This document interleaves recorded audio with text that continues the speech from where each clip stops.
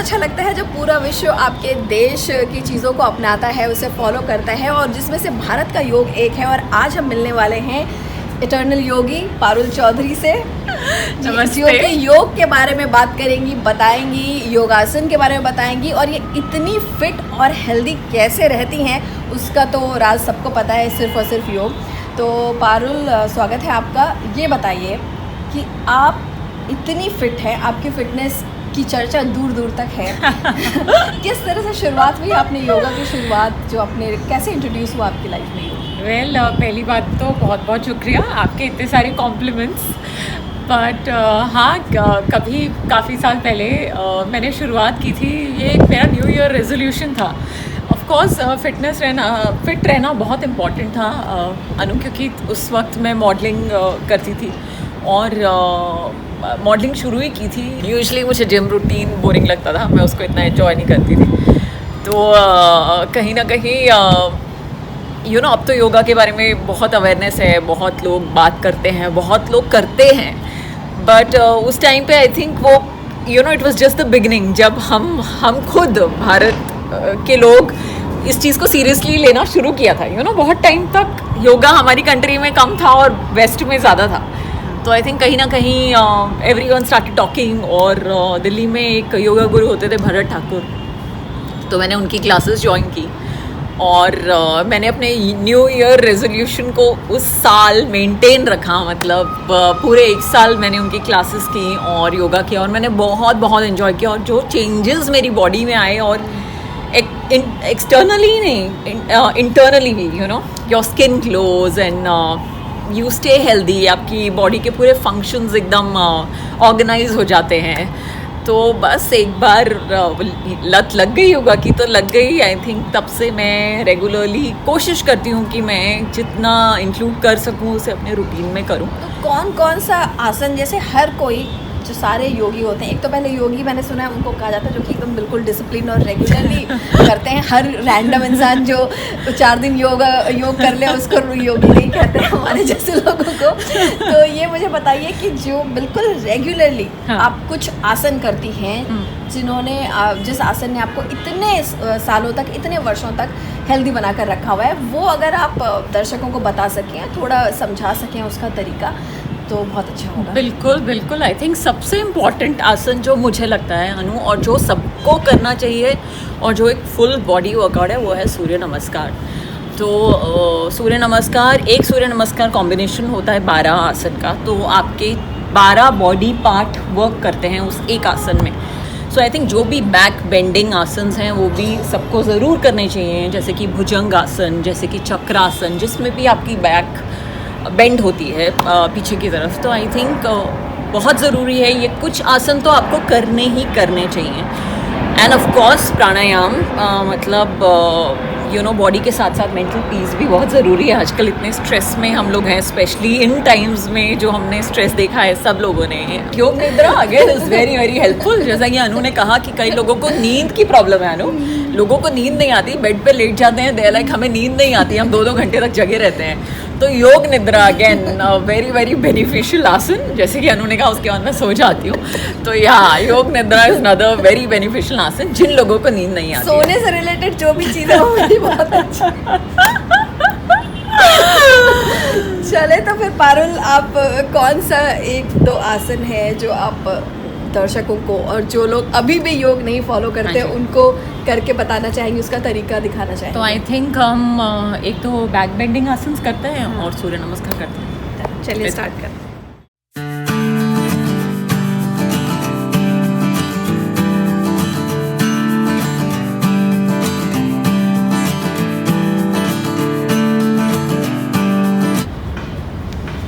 So that's one Surya Namaskar. You lie and you breathe in and come up.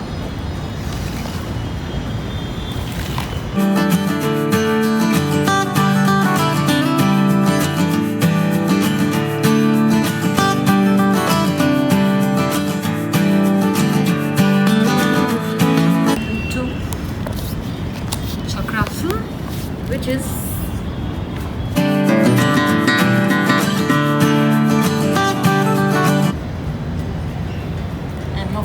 absolutely becomes red because there's so much blood flow.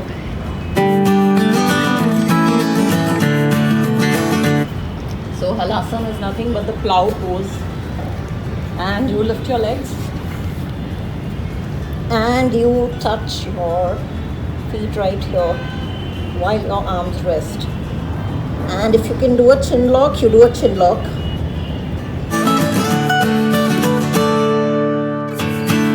And then from here you could go into your Sarvangasana.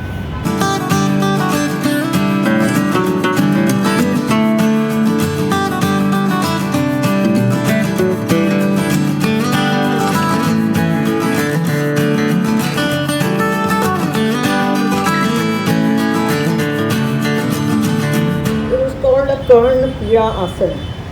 कौन सा आसन? Karna Pira. Okay.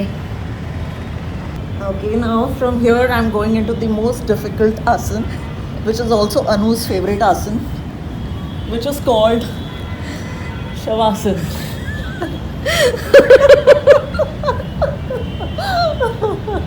It's very difficult, guys. It's very difficult. Yes that's my favourite. अब बताइए पारुल, अब आपको कैसा लग रहा है आप द मोस्ट डिफिकल्ट आसन में? बहुत अच्छा लग रहा है. ये आसन करना मेरे लिए बहुत डिफिकल्ट है, but ya I mean again you know it has so many benefits. लोग सोचते हैं ये शवासन क्या है, but it is such a calming asana. और इसको भी करने का तरीका होता है अनु. So basically you need to relax your legs, put your feet apart and put them on the side and put your hands on the side and completely relax your body. मतलब ये जो एक कर्व होता है आपकी back में जो कि हमेशा ऐसा रहता है, वो कर्व भी आप रिलैक्स कर कर एकदम फ्लोर पे टच करें और आपकी पूरी बॉडी को एकदम रिलैक्स होने दें. यू नो यार आपको चाहिए टाइम. मतलब सूर्य नमस्कार करते करते ही मैं 200 तो बहुत ही आराम से कर लेती हूँ. उसमें ही आधा घंटा निकल जाता है, आधा पौना घंटा. फिर उसके बाद आप दूसरा वो करो, फिर आप प्रैक्टिस करो, फिर आप रोज़ का टारगेट रखो कि आप ये अचीव कर रहे हो, ये अचीव कर रहे हो. You know so ya so I am practicing. I don't know whether it will happen, but I will show you. So I am practicing this. And what is this called? This is bakasana. Okay. Okay, it's crow pose. Okay. So my other leg has to just come up and stay. So I've reached here. Okay. So I've reached. I can lift. So I just have to now stay here. Matlab, see, it's all about your arm balance, okay? And it's your arm strength. So yeah.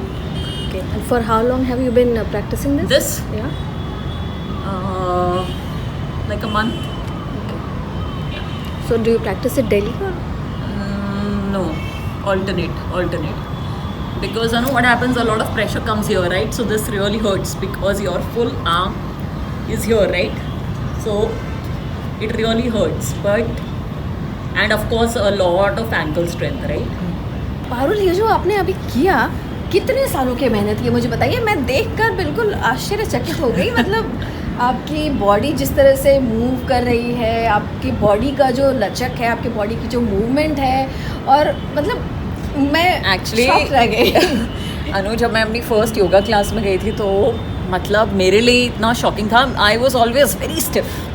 मतलब जैसे लड़कियां होती है ना, बहुत ही लचक होती है उनकी बॉडी में, और you know everybody is a natural dancer.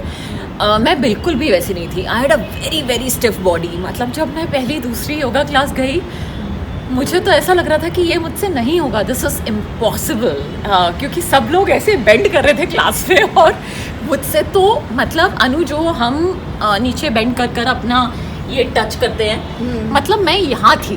But like I said अनु की किसी भी चीज़ में, जैसा हम लोग अभी बात भी कर रहे थे, कंसिस्टेंसी और डिसिप्लिन बहुत इम्पोर्टेंट है. कंसिस्टेंसी. और आई थिंक कहीं ना कहीं आपको अपने आप पे बिलीव और प्रैक्टिस, यू नो, जितना आप प्रैक्टिस करेंगे, जितना आप कोशिश करेंगे, उतना ही आप यू नो अचीव करेंगे. और योगा तो is all about discipline. It is all about discipline.